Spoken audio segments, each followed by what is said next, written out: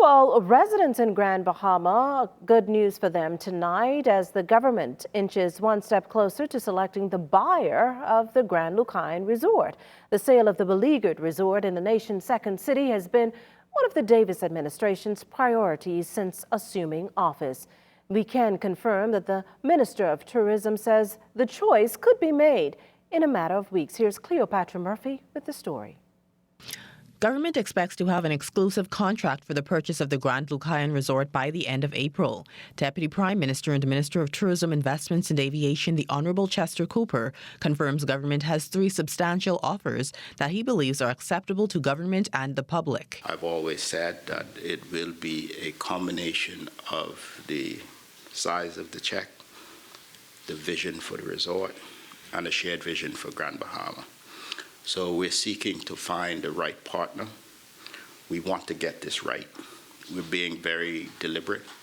We're learning from the mistakes of the previous administration with the last deal that was on the table.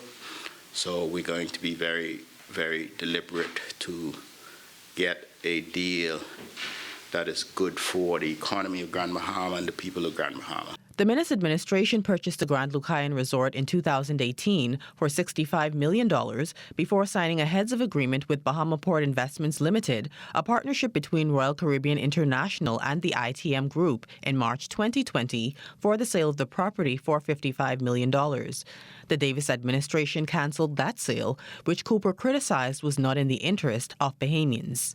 Grand Bahama needs jobs. And we anticipate that during the construction phase, there will be 500 to 1,000 jobs in that phase.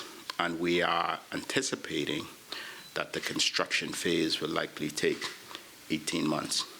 We are desirous of a phased approach so that we do not lose the rooms that we have at the Lighthouse Point, and we're able to retain the employment of the persons at the Lighthouse Point, whilst the other stages of the resort is being developed. When it comes to the possibility of recouping the funds invested in the resort since government's purchase, Cooper affirms government's intention to retrieve the best outcome for Bahamian taxpayers after banking approximately $200 million into the Grand Lucayan. This is a negotiation, and I know the Bahamian people would appreciate that there is only so much that I can say on this issue at this time. So I want the people of Grand Bahama to be cautiously optimistic.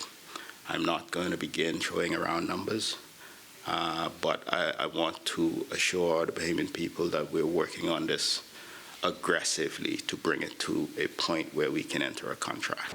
The Minister of Tourism says government wants to expedite the process while ensuring there is real interest in redeveloping the Grand Lucayan Resort.